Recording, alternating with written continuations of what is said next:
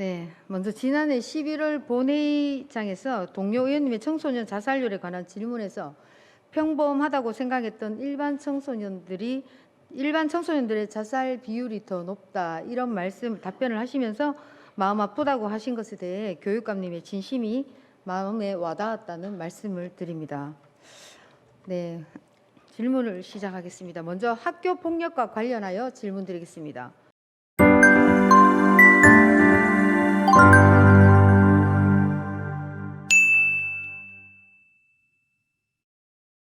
자료를 보시면 보시는 바와 같이 경북 도의 학교 폭력의 수는 코로나19가 있었던 2020년을 제외하고 매년 증가하고 있습니다. 또한 학교 폭력은 물리적 폭력을 넘어 언어 폭력, 사이버 폭력, 온라인 SNS 등을 통해 그 방법이 나날이 진화하고 있습니다. 경북 도내 학교 폭력이 늘어나는 이유가 무엇이라고 생각을 하시며, 또 교육청은 학교 폭력을 줄이기 위한 노력으로 어떤 정책들을 시행하고 계시고 그 정책들은 제대로 이행이 되고 있다고 생각을 하고 계십니까? 예, 우리 아이들 폭력 문제에 대해서 관심을 가지고 걱정해 주시고 질문해 주신 데 감사를 먼저 드립니다. 의원님께서도 방금 말씀하신 것처럼 제가 볼 때는 이 코로나 영향이 크지 않았는가 이런 생각을 합니다. 이 코로나의 아이들 피해라고 얘기하면 흔히 아이들 학력 문제를 얘기하는데, 제가 볼 때는 학력보다 더 심각한 것이 아이들이 정상적인 학교 활동을 못했기 때문에 오는 그런 심리, 정서적인 문제, 이런 것들이 누적이 되어서 학폭도 좀 늘어난 게 아닌가 그런 생각이 들고요. 자해나 자살이나 이런 거 다 코로나의 영향이 크다는 생각이 듭니다. 네, 물론 환경적인 문제도 있기는 합니다. 예, 또 그 외에도 본다면 이 학폭 예방에 관한 이런 얘기들이 많이 이제 교육이 되고 하니까, 과거 같으면 그 학폭 대상이 아닌데도 아이들이 이제 학폭이라고 느끼는 것을 표시를 하거든요. 그런 영향도 좀 있는 것이, 학폭심의위원회를 해보면 거기에 심의위원회에 올라온 한 15% 정도는 학폭 아닌 것으로 이렇게 판명이 날 정도로 학폭에 대한 그런 예민한 그런 측면도 조금은 있다고 생각합니다. 그럼 교육청이 시행하고 있는 정책들이 있습니까? 예, 이 학폭 예방을 위해서 정말 많은 걸 노력하고 있습니다. 지난번에 자살 관계를 말씀하셔서 지금 따로 팀을 지금 하나 만들어 나갈 그런 생각을 하고 있고요. 답변이 길면 아까 말씀드린 대로 네. 하고 있는 것들은 일단 예방 교육, 모든 학생들이 한 학기 12차씩 이렇게 하고 있고요. 그게 동아리 활동이라든지 예술 체육 활동, 이런 여러 활동을 통해서 아이들이 서로 존중하는 풍토를 만들려고 노력하는데, 올해부터는 또 지금 교육지원청마다 학폭 제로 센터를 만들고 또 조사관들을 155명 뽑아놓고 해서 학폭에 대해서는 올해 더 많은 관심을 가지고 노력할 알겠습니다. 생각입니다. 교육감님. 정책이 기준이 있고 정해져 있냐라고 제가 여쭙고요. 그런 게 있다면은 반드시 그게 잘 시행되고 있는지 그거를 살펴보셔야 하실 것 같습니다. 네. 제 생각에는 또 방금 답변하신 대로 환경적인 문제도 있지만 교육청의 무사안일한 태도가 아닌가 이렇게 생각합니다. 지난 22년에 의회에서 교육청에다가 한 지역의 고등학교 학교 폭력 신고 상황 및 조치 현황에 대한 자료를 요청했었습니다. 하지만 이 내용은 자료를 누락했다가 세 번째 요청 만에 제대로 자료가 제출된 사실이 있었고, 이에 의외로 허위 자료를 제출한 것에 대해 당시 교육청 행정사무감사에서 지적된 바 있습니다. 당시 교육지원청은 학폭 사태에 대해 제대로 된 현황조차 파악하지 못하고 있었고 정기적인 감사 또는 관리가 이루어지지 않고 있었다고 생각이 됩니다. 담당자는 의회에서 자료 요구한 시점까지의 내용을 보고할 의무가 없고 학폭심의위원회의 조치 상황만 확인할 의무가 있다라고 답을 했습니다. 그렇다면 그 이후에 2차 가해로 인해 피해 학생이 전학을 가거나 극단적인 선택을 한 사실이 있어도 보고할 의무는 없으며 다시 신고가 들어오지 않으면 관심을 가질 필요가 없다는 뜻이냐라고 물었더니 그렇다라고 답을 했습니다. 좀 어이없는 답변이었습니다. 이것이 바로 탁상행정이라고 말씀드립니다. 그리고는 그렇다면 학교별 감사를 시행해 보겠다라고 하고 얼마 후에 답이 왔습니다.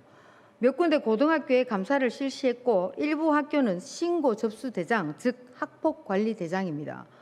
그 학폭 관리 대장이 비치되어 있지 않아 조치를 계획하고 있다라고 했습니다. 교육감님, 교육청은 학교의 감사를 정기적으로 시행하고 있습니까?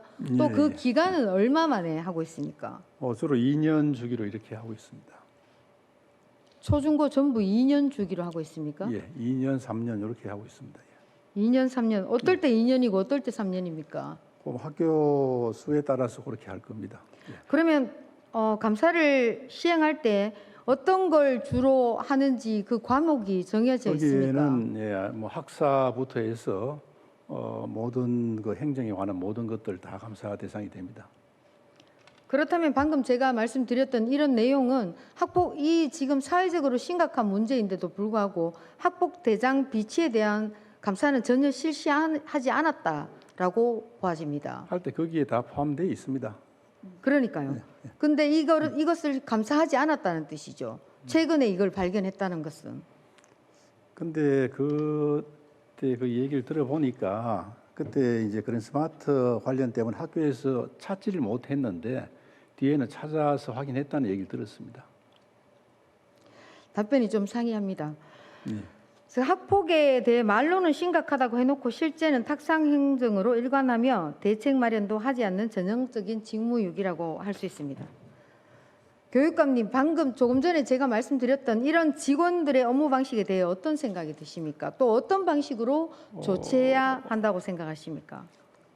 우리가 적극 행정을 사실 많이 강조를 하고 특히 도의원님들 도민의 대표신데 거기에 대한 그 자료 요구가 있거나 그 질의가 있으면 정성껏 답하라는 그런 얘기를 많이 하는데 아직도 부족한 모양입니다. 더 노력하겠습니다. 네, 정성껏보다 정확한 자료가 필요합니다. 알겠습니다. 예. 네.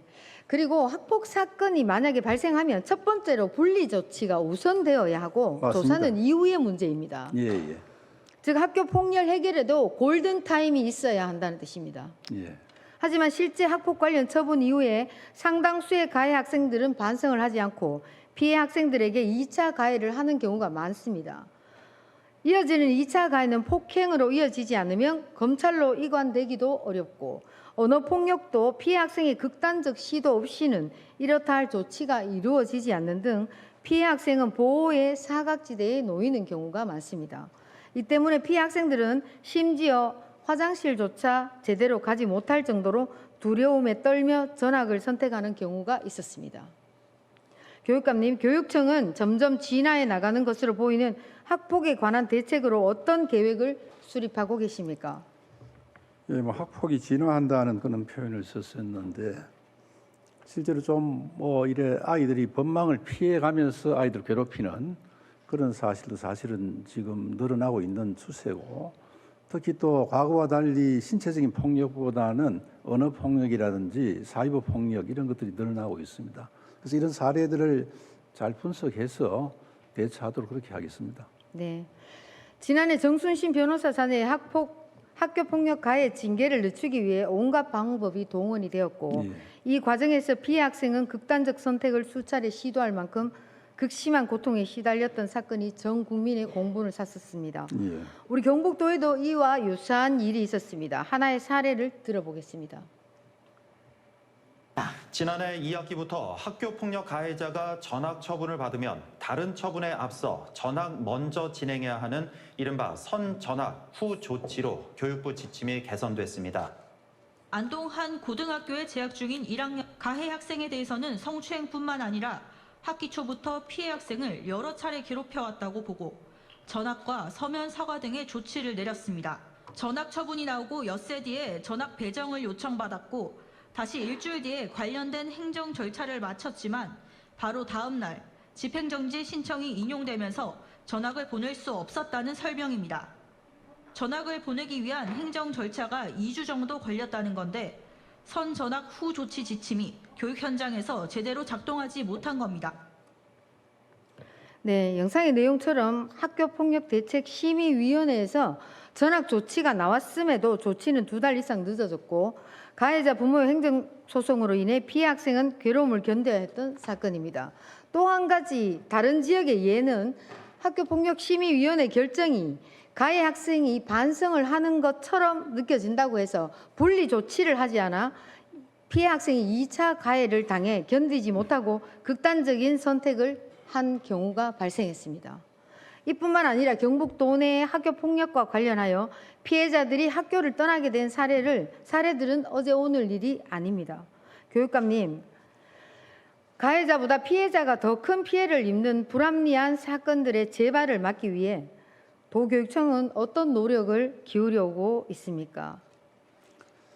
예, 이 학폭심의위원회가 마치면 보통 이 그 처벌에 대해서 가해 학생, 피해 학생들이 거기에 다 이렇게 만족하는 경우들이 많지가 않습니다. 왜냐하면 가해하는 학생들은 사실은 그렇게 악의적으로 하려고 하지 않았다는 그런 마음이 있고 피해 학생은 가해 학생의 가해보다 훨씬 더 상처를 입는 게 일반적인 그런 상황입니다. 그래서 가해 학생들이나 피해 학생들이 재심을 요청하고 행정심판을 하고 또 경우에 따라서는 우리 행정소송까지 이렇게 가는 경우들이 있습니다. 그래서 그러다 보니까 이런 과정에서 심판을 요청하게 되면 바로 집행을 못하는 그런 어려움이 있는데 지금 분리 조치까지는 긴급 조치를 할 수 있도록 지금 모든 게 준비되어 있기 때문에 전학은 번복이 좀 어렵기 때문에 신중을 기하더라도 학교 네. 분리한다 이런 것들은 바로 적극적으로 취하도록 그렇게 하겠습니다. 네, 교육감님, 재발을 막기 위한 노력은 더 많이 해야 될 것으로 생각합니다. 그렇습니다. 예, 네. 예, 예. 위 사례들을 보신 바와 같이 학교폭력심의위원회의 결과에 따라 또 다른 상황을 이야기할 수 있다는 것을 볼 수 있었습니다. 예, 예. 학교폭력심의위원회는 어떻게 구성하고 있으며 그 역할과 범위는 어떻게 됩니까? 이제 그 10명에서 50명 이내 위원으로 이렇게 하고 거기에는 이런 그 아이들 교육에 관심 있는 또는 전문성을 가진 사람들입니다. 그래서 전직 경찰, 전직 교원, 공무원, 또 의사라든지 그 외에 뭐 그 대학 교수, 또 선도 단체 회원 그리고 학생들의 어떤 그런 선도에 관심과 그런 전문성 가진 사람이 이렇게 해서 최대한 이렇게 뽑고 그다음 이분들 연수도 우리가 강화를 하고 있습니다. 그런데 아마 네, 교육감님, 예, 제가 확인해 본 바로는 관할 구역 내에 소속된 학부모로 위촉하는 경우가 많습니다. 학부모가 상분의 1 들어가도 되어 있습니다. 네, 네, 맞습니다. 그래서 방금 말씀하실 때는 학부모를 말씀 안 하셔서 제가 말씀드렸고요. 예. 이것처럼 학교폭력심의위원회 심의 지연으로 인해서 피해 학생의 고통이 지속되거나 위원회의 잘못된 결정으로 피해 학생이 외부 2차 기관에 고발 조치하여 결과가 상당히 다르게 나오는 경우도 발생하고 있습니다. 경북도 내 학폭심의위원회는 그 역할을 제대로 하고 있다고 생각을 하십니까? 예, 뭐 그 교육지원청마다 거기 적임자들을 뽑았고 또 우리 도교육청 차원에서 이분들에 대한 역량 강화 연수를 하고 있습니다. 뭐 부족한 부분이 일부 있을 수 있는데 더 이 전문적 역량을 갖추도록 우리가 연수를 더 강화하도록 하겠습니다. 네. 또 화제가 되었던 정순신 변호사의 사례와 같이 학폭위원이 지역의 학연, 지연 등으로 연관되어 있거나 가해자 학생 부모의 사회적 영향력이 큰 경우 피해자는 보호받기 어렵다는 것도 느끼고 있습니다. 학교폭력심의위원회의 공정한 구성과 피해자가 보호받을 수 있도록 새로운 대책이 필요하다고 생각이 드는데 교육감님 어떻게 생각하십니까? 예, 일단 학폭이 발생하면 제일 그 초점을 피해자 보호에 두고 있습니다. 그래서 일단 분리를 하고 또 이 피해자에 대한 상담 또 치료 이런 것들에 대한 적극적인 지원을 하도록 그렇게 하겠습니다. 네, 학교폭력심의위원회에 대한 새로운 대책이 좀 필요하다고 보아집니다. 예, 네. 이제 뽑을 때 좀 더 신경 쓰도록 하고 네. 예, 역량 강화 연수를 좀 더 강화하겠습니다. 네, 감사합니다. 많은 도민들이 그리워하는 행복한 학창 시절, 우리 아이들에게는 아픔과 두려움으로 남지 않도록 학폭 관련 대책 마련에 경상북도 교육청에서 학폭 골든 타임의 중요성을 강조하고 가이드라인을 제시해 주시면 감사하겠습니다. 예, 그렇게 하겠습니다. 예. 네.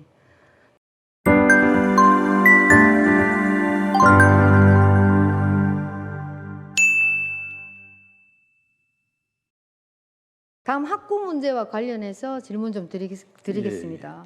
먼저 학구 관련 업무는 교육지원청 관할 사안입니다. 맞습니다. 네. 예. 네. 하지만 지역 학부모들의 자녀 교육을 위한 절실한 요구가 학구조정위원회에 반영되지 못하고 있어 도교육청 차원의 관심을 기울여 줄 것을 당부드리고자 질문드립니다. 예. 교육감님, 학구제가 무엇입니까? 간단하게 설명 부탁드립니다.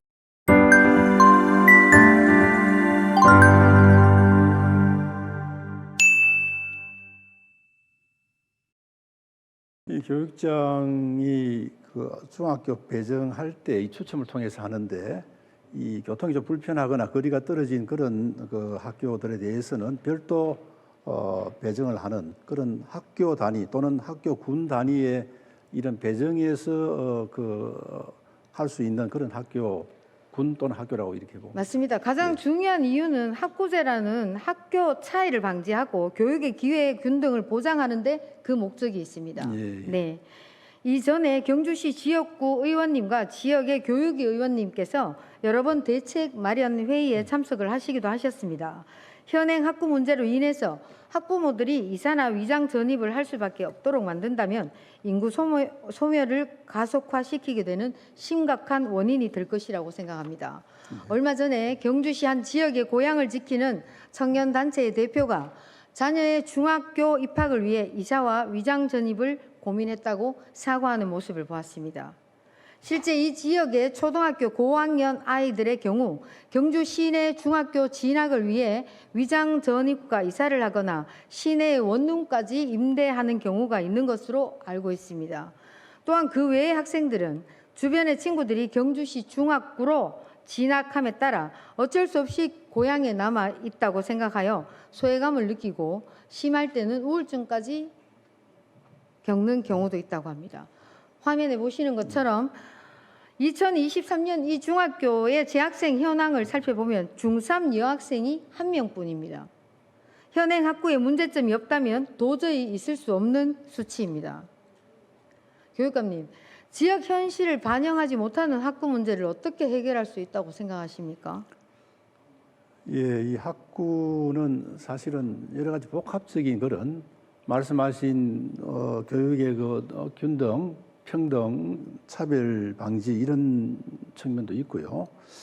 그 다음에 이 학구가 이 농어촌 지역의 경우에는 또 지역에서는 학교가 하나 꼭 있어야 된다 이렇게 생각을 하거든요. 그런데 그런 학구가 없이 그냥 아이들 자유로 선택해 버리면 농어촌 학교들은 다 소멸 과정을 가게 되고 또 선호하는 학교들은 이 시설이 부족해서 또 시설을 정축해야 되고 과밀되고 이런 여러 가지 문제가 발생할 수 있습니다. 네, 알겠습니다. 다음 화면에서 보시는 것처럼 경주시청 기준으로 인근 중학구 간 거리는 17에서 39km 떨어져 있습니다. 그리고 방금 말씀드린 건천읍 소재에 있는 학교 건천읍 행정복지센터에서 학부모들이 조정을 원하는 지역의 인근 중학교 간 거리는 11km에서 13km입니다. 자동차 통학 기준으로 10분에서 15분 내외에 통학할 수 있는 거리에 있습니다. 건선읍 지역 학생들의 경우는 경주 여중, 문화중, 월성중 등 인근한 학교로 통학할 수 있도록 학구 조정 혹은 공동학구를 활용하여 학생들과 학부모들에게 선택권을 제공하는 것이 필요하다고 생각하는데 교육감님은 어떻게 판단하고 계십니까? 이 학구 조정은 교육장이 지역 주민 학부모님들의 의견을 수렴해서 학구 조정위원회 심사를 거치고 도의회를 통과하도록 이렇게 되어 있습니다. 심의역에서 되어 있기 때문에 경주교육지원청에서 그 학구의 내용을 잘 알기 때문에 한 번 더 검토를 좀 엄격하게 하도록 이렇게 당부를 하겠습니다. 네, 방금 자료에 예를 든 학교가 나쁘다는 것은 아닙니다. 예. 학교를 유지하기 위해 현행 학구를 만 하는 상황이 되어서는 안 된다는 것입니다. 학구제 조정으로 인한 학생 수 감소가 우려되신다면 학생들이 찾아올 수 있는 학교를 만드는 정책을 수립해서 맞습니다. 그것도 하나의 교육청의 역할이라고 생각합니다. 저는 특성화 중학교를 하나의 대안으로 제안합니다. 교육감님, 현재 경북에 특성화 중학교가 몇 개 있습니까? 지금 칠곡 쪽에 이제 그런 시도를 네네. 지금 하고 있습니다. 네, 맞습니다. 예. 경북도와 같이 인구 감소 위기를 겪고 있는 전남의 경우는 특성화 중학교가 8개, 우리 경북에는 지금 현재는 1개만 있습니다. 학생들이 찾아오는 특성화 중학교를 설립하면 지역 정주 여건 강화와 인구 증가에도 이바지할 것으로 기대합니다. 교육감님께서 늘 자랑하시던 경북도 내 많은 특성화 고등학교가 잘 운영되어 좋은 평을 받고 있는 것으로 알고 있습니다. 올해도 1,599명이 우리 경북의 고등학교에 타시도에서 진학을 했고 네. 해외 아이들도 오고 있습니다 지금. 네, 특성화 고등학교 아주 잘 되고 있는 건 정말 좋다고 생각합니다. 예. 그래서 교육감님 특성화 중학교를 더 설립을 해보신 적은 없으신가요? 예, 그 필요한 학교 또 신청한 학교에 대해서는 우리가 심사를 하도록 그렇게 하겠습니다. 네. 반드시 중학교도 특성화 중학교가 생기면 좋을 것 같습니다. 아주 많은 기대를 하고 있습니다. 예. 네, 감사합니다. 교육감님, 교육 경쟁력은 지역 경쟁력이 됩니다. 학령 인구 감소 등의 문제를 손 놓고 기다릴 것이 아니라 학생들이 진학하고 싶은 학교를 가기 위해선 위장 전입과 이사를 가야만 하는 상황, 이런 작은 문제부터 짚어주셔야 경상북도 교육이 발전할 수 있을 것이라고 생각합니다.